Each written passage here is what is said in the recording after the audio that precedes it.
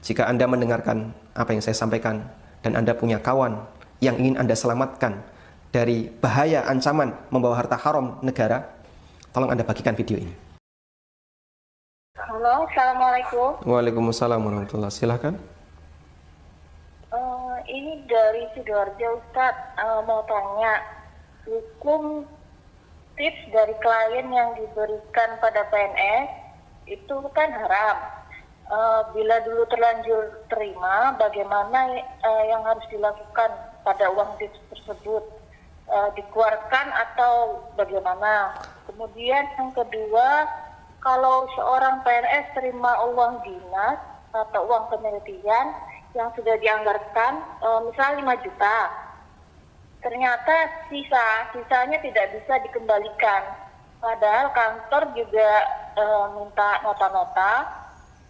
Terus status uang sisanya itu bagaimana?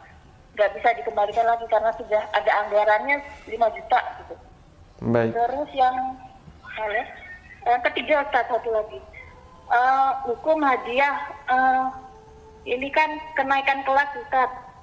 Hukum hadiah untuk guru kenaikan kelas itu bagaimana, Ustaz, ya? Baik. Yang hadiahnya itu urunan dengan seluruh wali murid satu kelas itu. Gitu. Baik. Pertanyaannya, untuk uang tips yang Anda terima, apakah Anda sudah memahami kalau itu dilarang? Baru tahu setelah terima, Ustaz. Baru tahu setelah terima. Baru tahu hukumnya setelah terima. Setelah belajar, kemudian baru tahu ternyata tips kemarin itu sudah terlanjur dipakai. Terus bagaimana yang harus dilakukan? Baik, cukup. Nah. Baik, yang pertama mengenai tips dari klien, dan memang ini hukumnya dilarang, ya. Bahkan Nabi SAW mengatakan ini sebagai harta gulul. Hadaya ummal gululun. Hadiah yang diberikan kepada karyawan, pegawai, itu statusnya harta gulul. Dan Allah Subhanahu wa taala berfirman dalam Al-Qur'an, "Wa may yaghlul ya'ti bima ghalla yaumal qiyamah." Siapa yang gulul, maka dia akan memikul harta gululnya kelak di hari kiamat. Sehingga yang mendapatkan hadiah berupa apa, misalnya motor, maka dia pikul itu motor kelak di hari kiamat. Nabi SAW ketika menjelaskan ayat ini, beliau menyebutkan orang yang gulul onta, maka dia nanti akan mikul onta di hari kiamat. Yang gulul sapi, dia akan mikul sapi di hari kiamat sambil melenguh, ya. Kalau onta, suara onta namanya apa? Mengonta, ya, sambil mengonta. Kalau dia gulul sapi, dia akan pikul itu sapi sambil melenguh. Dia gulul kambing, akan dia pikul itu kambing sambil mengembek. Sehingga semua orang tahu, oh ini yang dulu gulul A, B, C. Yang dulu mungkin nggak kelihatan, nggak ada yang tahu, bahkan KPK nggak ngerti.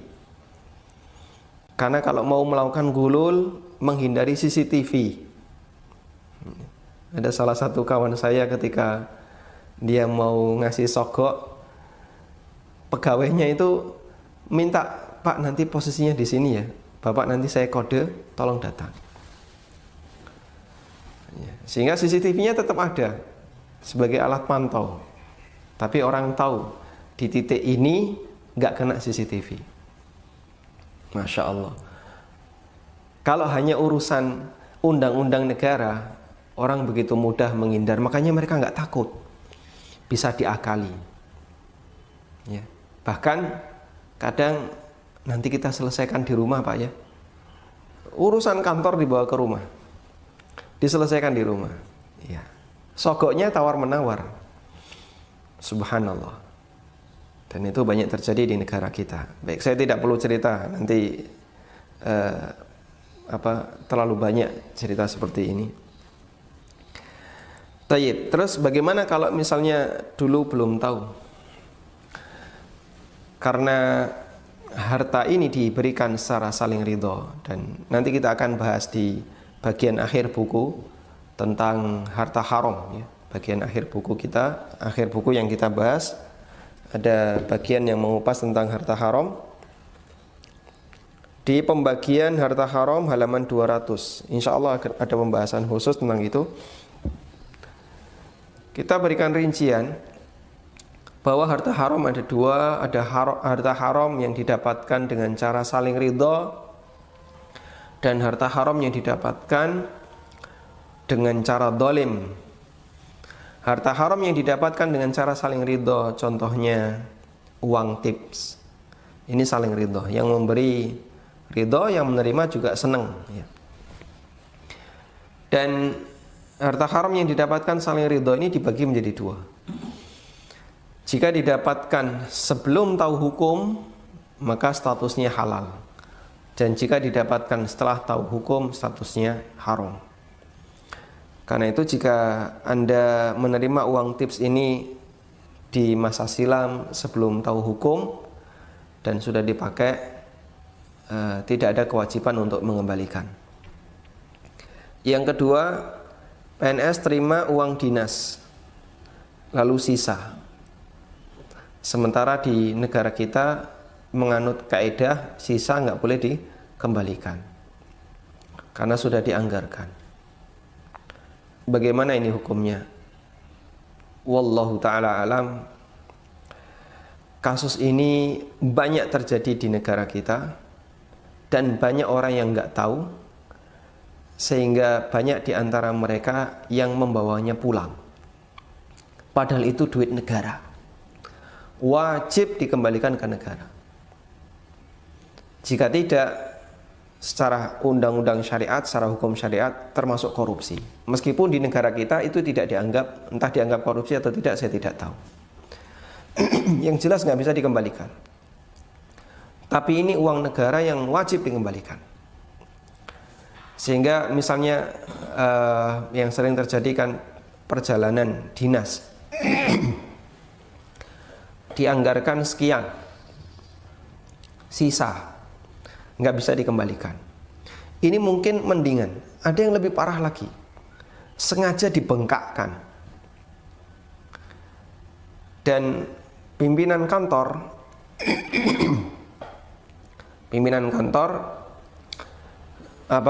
melakukan itu tujuannya adalah biar kantor punya kas. Nanti di akhir bulan Ramadan bisa dijadikan sebagai THR. Subhanallah. Ini sengaja maksiat. Sehingga kadang membuat perjalanan fiktif, membuat anggaran fiktif. Katanya belanja ini padahal nggak ada. Katanya melakukan perjalanan ini padahal nggak ada.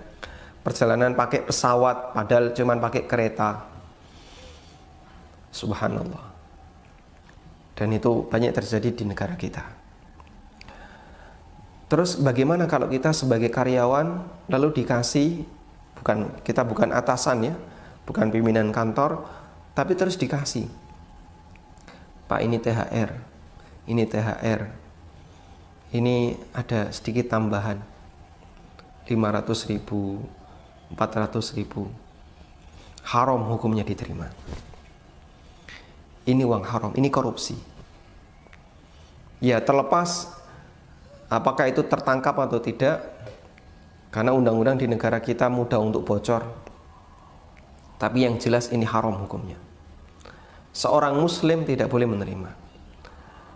Anda barangkali bisa merasa aman di dunia, nggak bakalan ada yang mengusik, nggak ada yang mengusut, KPK tidak terlibat di situ.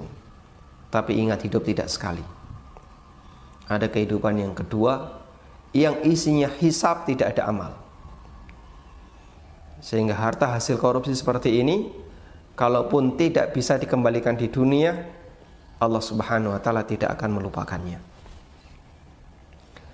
Nah, yang jadi masalah, bagaimana caranya ketika tidak bisa dikembalikan? Tayyib. Saya kembalikan kepada UUD 45. Di salah satu pasal di UUD 45 ada yang mengatakan orang miskin dan anak terlantar dipelihara oleh negara. Betul kayak gitu ya? Itu pasal berapa?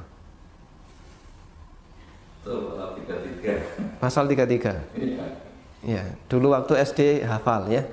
Karena sudah lama nggak ujian jadi lupa. Orang miskin dan anak-anak terlantar dipelihara oleh negara. Kurang lebih seperti itu. Padahal kita tahu, apakah semua orang miskin di Indonesia di-cover oleh negara? Tidak. Apakah semua anak terlantar di Indonesia di-cover oleh negara? Jawabannya juga tidak. Masih banyak orang miskin yang nggak pernah dapat santunan dari negara. Berarti mereka punya hak untuk mendapatkan sebagian dari harta negara. Tapi mereka nggak mendapatkan hak itu. Mungkin ya tidak terjangkau, atau kalau sudah ada BLT, bantuan langsung tunai, dia nggak dapat karena alasan administrasinya belum mencukupi. Berarti orang ini berhak, intinya dia berhak mendapatkan harta negara. Baik, sekarang Anda, wahai para PNS yang membawa harta negara dan tidak bisa dikembalikan ke atas, berarti harta itu tetap harus Anda berikan ke negara. Caranya gimana? Karena tidak bisa dikembalikan ke atas. Kalau dulu dikembalikan ke Baitul Mal, dikasihkan ke Baitul Mal, ya, kemudian nanti Baitul Mal menampung. Ini kan tidak bisa. Dengan cara apa kita kembalikan? Tidak bisa. Undang-undangnya wallahu alam apakah ada atau tidak. Yang jelas pengakuan para PNS nggak bisa. Baik, Anda silahkan serahkan ke fakir miskin yang mereka punya hak untuk mendapatkan bantuan dari negara. Itu berarti di posisi Anda adalah sebagai wakil dari negara atas penunjukan diri Anda sendiri, karena Anda punya uang negara, kemudian Anda berikan atas nama ini adalah dana dari negara untuk para fakir miskin. Atau termasuk juga, barangkali Anda kalau kesulitan bagian ini, Anda bisa lakukan cara yang kedua.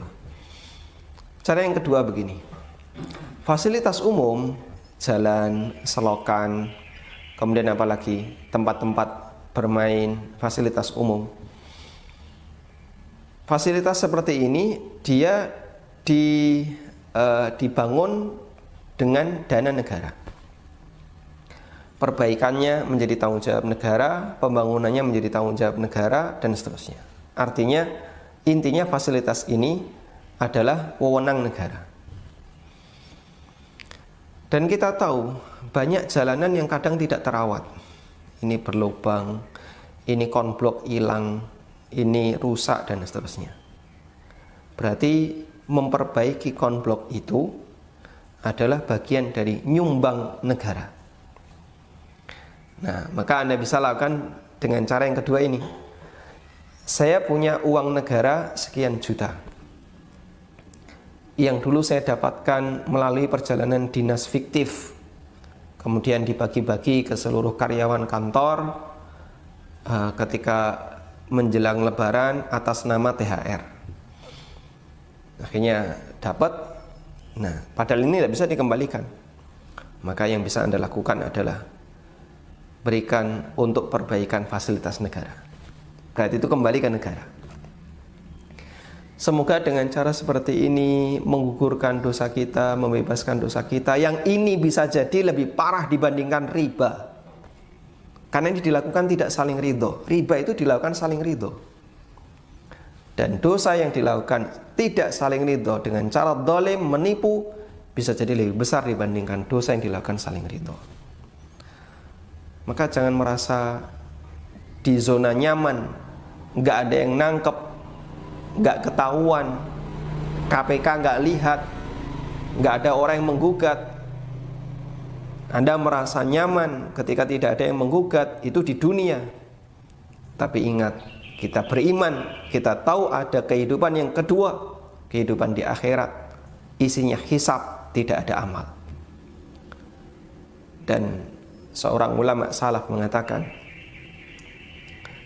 ad-dunya, yang namanya dunia,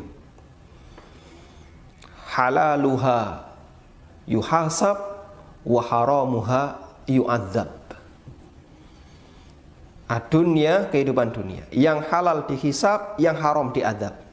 Nggak ada pilihan yang ketiga. Nah, sekarang kalau posisi harta itu adalah harta haram untuk dimiliki oleh seorang PNS di semua instansi apapun, baik instansi pendidikan, instansi pemerintahan, instansi-instansi yang lain, tolong diwaspadai. Kembalikan harta itu, kembalikan. Kalau tidak bisa naik ke atas, berikan kepada fakir miskin, berikan untuk perbaikan fasilitas umum, dan memohon ampun kepada Allah, semoga dengan ini saya telah melepaskan diri saya dari dosa-dosa dengan membawa harta haram yang tidak selayaknya saya miliki.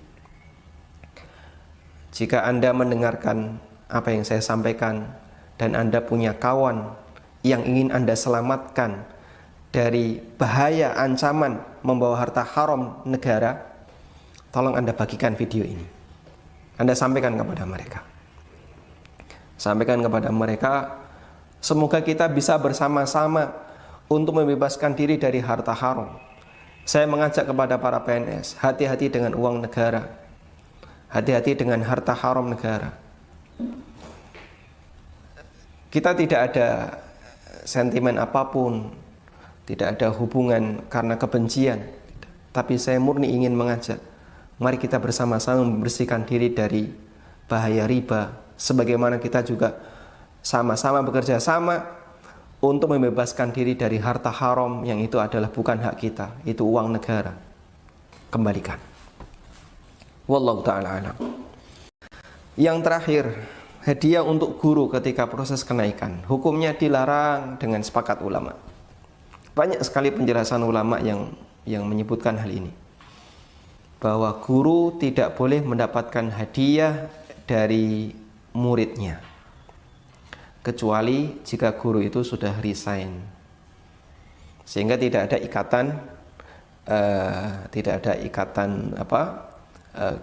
ikatan kedinasan. Dia bukan lagi gurunya, dalam arti bukan lagi guru di sekolahnya, meskipun tidak ada istilah mantan guru, tidak ada istilah mantan murid, sehingga murid ini bukan kliennya ketika guru ini sudah resign. Sebagaimana ketika murid ini sudah keluar dari sekolah tadi, lalu dia ngasih hadiah kepada gurunya yang dulu telah mengajarkan kepadanya, insya Allah diperbolehkan, karena murid ini bukan lagi klien sang guru. Wallahu ta'ala alam.